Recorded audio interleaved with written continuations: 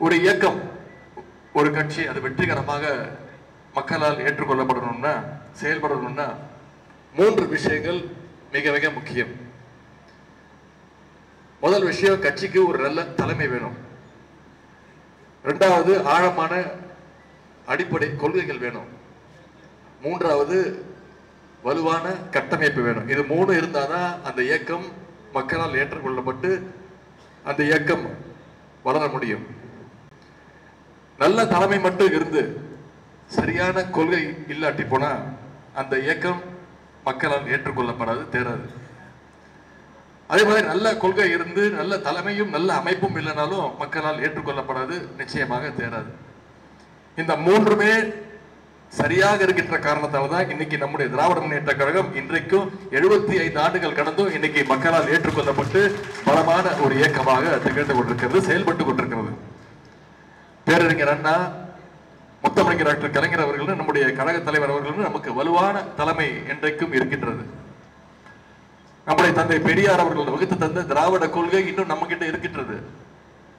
நம்முடைய தலைவர்கள் உருவாக்கின தலைமை கழகம் முதல் கிளைக்கழகம் வரையிலான அந்த பலமான அமைப்பு இன்றைக்கும் செயல்பட்டு கொண்டிருக்கிறது. அதனால்தான் இன்னைக்கு 76வது ஆண்டுல நம்முடைய இயக்கம் வெற்றிகரமாக நடைபெற்றுக் கொண்டிருக்கிறது. அந்த அமைப்பு பலத்திற்கு ஒரு எடுத்துக்காட்டாகத்தான், சான்றாகத்தான் இன்றைக்கு இந்த சிங்கமுனீரில் அண்ணா மன்றத்தை இன்றைக்கு வெற்றிகரமாக நாம் திறந்திருக்கின்றோம். இது வெறும் நம் இங்கே அமைந்திருக்கக்கூடிய கட்டடத்தை வச்சு மட்டும் நான் சொல்லல. இதற்காக பாடுபட்ட உழைத்த உடன்பிறப்புகளுடைய அந்த உழைப்பை வச்சு நான் சொல்றேன். கழகத்துடைய இந்த அமைப்பு பலத்தை பல அரசியல் நெருக்கடிகளுக்கு மத்தியிலும் 50 ஆண்டுகளுக்கு மேல் கட்டி காத்தவர் தான் நம்முடைய முத்தமிழர் கலைஞர் அவர்கள். அவருக்கு தான் இன்றைக்கு இங்கே சிலையை திறந்திருக்கிறோம். அதே போல பேரறிஞர் அண்ணா அவர்களுக்கும் முத்தமிழர் கலைஞர் அவர்களுக்கும் பெருந்துணையாக இருந்த முன்னாள் அமைச்சர் ஐயா மாதவன் அவருடைய திருவுருவ சிலையும் இங்கே திறந்து வச்சிருக்கிறோம்.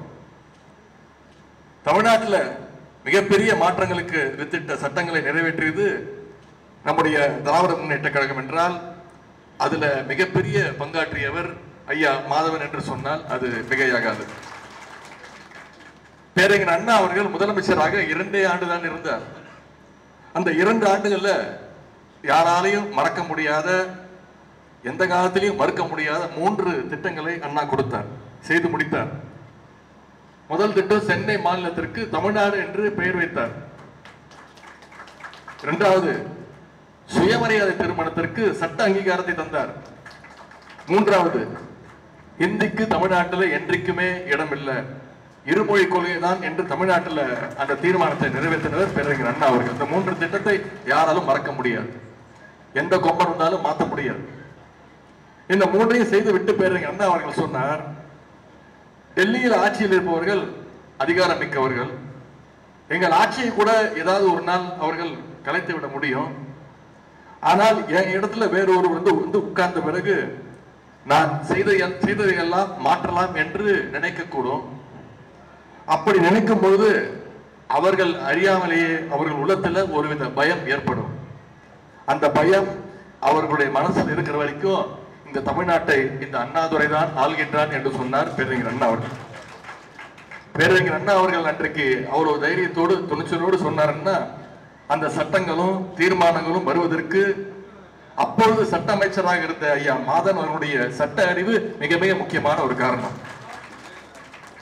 அதன் பிறகு ஐயா மாதன் அவர்கள் நம்முடைய முத்தமிழர் கலைஞருடைய அமைச்சரவையிலும் பணியாற்றி இருக்கிறார்.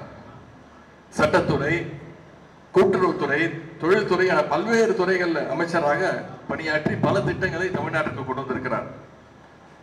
1962ஆம் ஆண்டு முதலாக திருக்கோட்டியூருடைய சட்டமன்ற உறுப்பினராக மக்களால் தேர்ந்தெடுக்கப்பட்டு வென்றார். அதன் பிறகு 3 முறை திருப்பத்தூர் சட்டமன்ற உறுப்பினராகவும் 1 முறை மாநிலங்களவை உறுப்பினராகவும் இந்த மாவட்டத்துடைய வளர்ச்சிக்கு தொடர்ந்து மக்கள் பணியாற்றி இருக்கிறார். குறிப்பாக இந்த பகுதியுடைய வளர்ச்சிக்காக நிறைய திட்டங்களை இந்த மாவட்டத்திற்கு கொண்டு வந்திருக்கிறார். இயக்கத்திற்காக உழைத்தவர்களை நம்முடைய திராவிட இயக்கம் என்றைக்கும் கைவிட்டதில்லை, மறக்காது. ஐயா மாதவர்களும் அவர்களும் அவருடைய வரலாற்றில் நீடித்த புகழோடு மக்கள் மனதில் என்றைக்கும் நிச்சயம் நம்மோடு வாழ்வார். அதேபோல் மறைந்த அண்ணன் ஓபிடி சொக்கலிங்கம் அவருடைய தொண்டையும் தியாகத்தையும் நான் என்றைக்கும் நன்றியோடு நினைத்து பார்க்கின்றோம். 1957 தொடங்கி கழகம் அறிவித்த அனைத்து போராட்டங்களும் கலந்து கொண்டு சிறை சென்றவர் தான் ஐயா சொக்கலிங்கம் அவர்கள். எமர்ஜென்சி காலத்தில் மதுரை சிறையில் அடைக்கப்பட்டவர். எப்படிப்பட்ட தொண்டர்களுடைய உழைப்பால மக்கள் செல்வாக்கோடு இருக்கின்ற திராவிட இயக்கத்தை எப்படியாவது ஒழிக்க வேண்டும் என்று ஒன்றிய பாசிச பாஜக அரசு நினைக்கிறது. நேரடியாக மக்களை சந்திக்க முடியாதவர்கள் குறுக்கு வழியை இன்றைக்கு தேடிக்கொண்டிருக்கிறார்கள். அதனால்தான் இன்னைக்கு SIR என்ற சிறப்பு தீவிர வாக்காளர் பட்டியல் திருத்தத்தை இன்றைக்கு தமிழ்நாட்டில் கொண்டு வந்திருக்கிறாங்க. எப்படியாவது திமுக ஆதரவு வாக்குகளை எல்லாம் குறிவச்சு நீக்க பார்க்கிறாங்க. குறிப்பா கழகத்திற்கு ஆதரவா இருக்கக்கூடிய சிறுபான்மையினர், பெண்கள், ஒடுக்கப்பட்ட பிற்படுத்தப்பட்ட மக்களுடைய வாக்குகளை எல்லாம் நீக்கிட்ட எப்படியாவது குறுக்கு வழியில ஜெயிச்சிடலான்னு ஒன்றிய பாஜக அரசு திட்டமிடுது. தமிழ்நாட்டில் இருக்கக்கூடிய ஒவ்வொரு பூத்திலையும் கடைசி கருப்பு சிவப்பு தொண்டனை மீறி ஒரு தகுதியான வாக்காளனை கூட உங்களால் நிச்சயம் நீக்க முடியாது, நீக்க விட மாட்டோம். கழக உடன்பிறப்புகள் கடந்த 10 நாளா ராத்திரி பகல இந்த SIR திட்டத்தை சிறப்பா செய்யணும்னு உழைச்சிக்கிட்டு இருக்கிறீங்க. SIR-ஐ எதிர்த்து சட்ட போராட்டத்தையும் தலைவர் செஞ்சிருக்கிறார், தொடங்கி இருக்கிறார். நிச்சயம் அதுலயும் வெற்றி பெறுவோன்ற நம்பிக்கை இருக்கு. அப்படி உழைக்கின்ற ஒவ்வொரு தொண்டருக்கும் நான் என்னுடைய அன்பையும் பாராட்டையும் இந்த நேரத்தில் நான் தெரிவிச்சுக்கிறேன். ஆனா இதை எதை பத்தியும் கவலைப்படாம திராவிட முன்னேற்ற கழகம் SIR-ஐ ஆதரிக்குங்கிறது ஒரே காரணத்தினால இன்னைக்கு அண்ணா திராவிட முன்னேற்ற கழகம் SIR திட்டத்தை ஆதரிக்குது.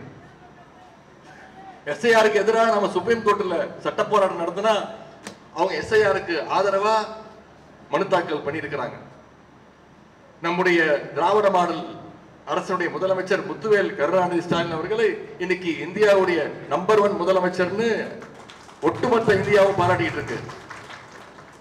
ஆனா திரு எடப்பாடி பழனிசாமி அவர்களை இன்னைக்கு ஒட்டுமொத்த இந்தியாவும் பாஜகவுடைய நம்பர் 1 அடிமைன்னு ஒட்டுமொத்த இந்தியாவும் இன்னைக்கு கேலி பண்ணிக்கிட்டு இருக்கு. இந்த சிவகங்கை வீரமங்கை வேலு நாச்சியார், மருதுபாண்டி அவர்கள் வாழ்ந்த வீரமிக்க மண். இந்த மண்ணில் இருக்கின்ற அப்பாவி அதிமுக தொண்டர்களை கொஞ்சம் நாம சிந்திச்சு பார்க்கணும். கொஞ்சம் கூட முதுகெலும்பு இல்லாம பார்க்கிற காலெல்லாம் பொசுக்கு பொசுக்குன்னு விழுந்துட்டு இருக்கிறார் எதிர்கட்சி தலைவர் திரு எடப்பாடி பழனிசாமி அவர்கள்.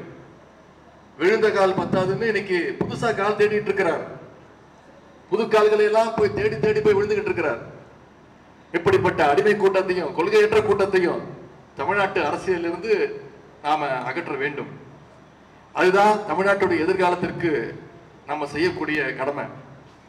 இன்றைய அரசியல் சூழல்ல தமிழ்நாட்டுடைய உரிமைகளை காக்கின்ற அரசாக நம்முடைய திராவிட மண் அரசுதான் இன்றைக்கு திகழ்ந்து கொண்டிருக்கிறது. மாநில உரிமைகளை நாம் தொடர்ந்து காப்பாற்ற வேண்டும்னா அது கழகத்தாலேயும் நம்முடைய தலைவரால் அவர்களால் மட்டும்தான் அதை செய்து காட்ட முடியும். இன்றைக்கு நாடு முழுவதும் பாசிச பாஜகவுக்கு பதற்றத்தை கொடுக்கின்ற இயக்கமாக நம்முடைய திராவிட முன்னேற்ற கழகம் திகழ்ந்து கொண்டிருக்கிறது. இன்னைக்கு தமிழ்நாட்டில் நாம திராவிட முன்னேற்ற கழகம் ஆளுங்கட்சி. ஆனா இந்தியாவில் நாம தான் திராவிட முன்னேற்ற கழகம் தான் சிறந்த எதிர்கட்சி என்பதை நாம மனசில் வச்சுக்க வேண்டும். எனவே வருகின்ற சட்டமன்ற தேர்தலில் பாசிச இருந்து தமிழ்நாட்டை காப்பாற்றணும்னா கழக அணியை 200க்கும் அதிகமான தொகுதிகளில் நாம ஜெயிக்க வைக்க வேண்டும். அதற்கு முன்னோட்டமாக இந்த சிவகங்கை மாவட்டத்தில் இருக்கக்கூடிய சிவகங்கை, காரைக்குடி, திருப்பத்தூர், மானாமதுரை ஆகிய 4 தொகுதியிலும் தொடக்கமாக நம்முடைய வெற்றியை அந்த பணியில நாம் ஈடுபட வேண்டும். நம்முடைய கழகம் 7வது முறையாக ஆட்சி அமைக்க வேண்டும். நம்முடைய தலைவர் 2வது முறையாக முதலமைச்சர் பொறுப்பில் அடுத்த 4 மாதம் களத்தில் நாம் அத்தனை பேரும் இறங்கி நம்முடைய பிரச்சாரத்தை செய்ய வேண்டும். இந்த 4 தொகுதியிலும் தலைவர் அவர்கள் யாரை வேட்பாளராக அறிவிச்சாலும் சரி, நம்முடைய நமக்குள்ள இருக்கக்கூடிய சின்ன சின்ன மனமாச்சரியங்கள் அதையெல்லாம் மறந்துட்டு இங்க இருக்கக்கூடிய வேட்பாளர் யாராக இருந்தாலும் சரி, நம்முடைய தொகுதி வேட்பாளர் டாக்டர் கலைஞர் தான் நம்முடைய தொகுதியில வேட்பாளர். அவர் தான், அவருடைய வெற்றிக்காக நாம் உழைக்க வேண்டும் என்று நம்ம மனசுல இதை ஏற்றுக்கொண்டு அதை ஒரு சபதமாக ஏற்றுக்கொண்டு நம்முடைய தேர்தல் பணியில் ஈடுபட வேண்டும் என்று கேட்டுக்கொண்டு இந்த சிறப்பான வாய்ப்பை அளித்த மாவட்ட கழக செயலாளர் அண்ணன் பெரிய கருப்பன் அவர்களுக்கும் மாவட்ட நிர்வாகத்திற்கும் என்னுடைய நன்றியை தெரிவித்து வாய்ப்புக்கு நன்றி கூறி விடைபெறுகின்றேன். நன்றி, வணக்கம்.